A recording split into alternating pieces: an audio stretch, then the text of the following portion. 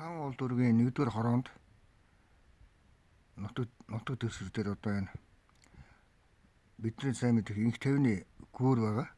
За инх тавины гүүрийн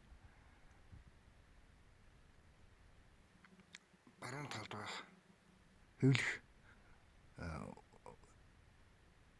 одоо хэвлэх компани гэдэг юм аа юу гэдэг ажиллаж байна л да. Ер нь бол бичиг үсэг хэвлэдэг.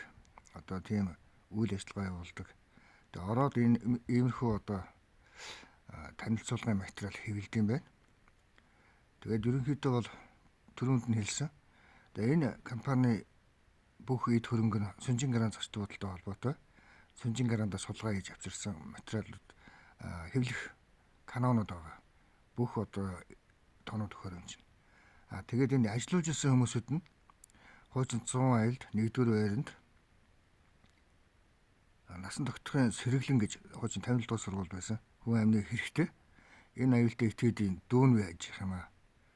За энэ дүүн бас нэг 2-3 одоо ингээ ажиллаулдаг. Тийм аюултай этгээдүүд байна. За тэгээд эдгээр хүн амны хэрэгтэнгүүд Сүнжин гараандаас хулгайн аргаар одоо марш төгрийн Эрдэнэтийн Сүнжин гараанд эзэмшиж байсан хэвлэх машинуудыг одоо өөрсдөө ашиглаж одоо ховдоо ашиглаж одоо янз бүрийн юм хэвлсэн байна л да. Гэхдээ эдгээр хулгайч нарыг хэний амийг бүрлгэж хэний аминд хүрээд ингэж одоо энэ тэнд эдгээр янзын хувийн компанийг эзэмшиж байна гэхлээр дандаа луурын аргаар эзэмсэн компаниуд байна л да. Тэгээд энэ этгээдүүд марш төгрийн Эрдэнэтийн өөрийнх нь төрсөн охин Бөртөө Өөжингийн эхрийг амийн хөнөөсөн одоо хулгайч алгуурчд байгааг хатуу анхааруулж байна. За үүн дээр одоо Монгол Улсын цагдаагийн газар үнэн шударга үйл ажиллагаа явуулахыг одоо хатуу шаардж байна. Нэгд, хоёрт хаан улс дүүргийн цагдаагийн эрен сурвалжлах, цагдаагийн тусгай хэсгийн байцаагч нар очиж одоо үйл ажиллагаа явуулахыг хатуу шаардж байна.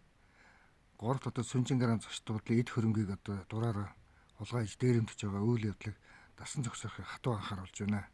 Монгол Улсын харин марш төгрийн Эрдэнэт бол өөрөө Монгол Улсын банкны нууц ерөнхийлөгч байсан тухай ер нь өнөөдөр одоо тодорхойлж байгаа.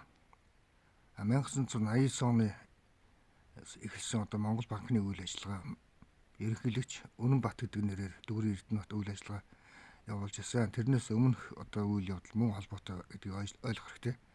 Сүнжин гараан зочд буудал бол марш төгрийн Эрдэнэтийн өөрийнх нь хувийн компани шүү. Ер нь бол өөрөө Microsoft компани ивент итгэсэн тусгай компани байгаа гэдгийг ойлгох хэрэгтэй.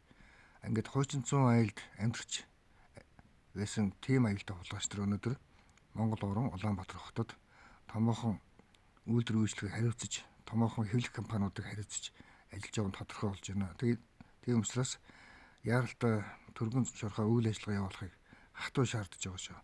Төрсөн охин Бөртөө Өөжин түүний эхрүүд одоо нэлээдгүй дандаа ихчдүүс. За эдгээр хүмүүсүүд хаана байна гэхэлэр газар дор одоо хуучин нийгмийн аюулаас хамгаалах яам одоогийн тагнуулын ерөнхий газрын доор подволд бүгд амьдарч байсан. Тэгээд энэ асуудлыг би байнга төвшүүлж тавьж байгаа. Төгрийн Эрдэнэтийн өөрийнх нь төрсөн охин Бөртөө Өөжин ганцхан охин биш үү дээ. Энэ чинь 8 ихэр байсан байгаа.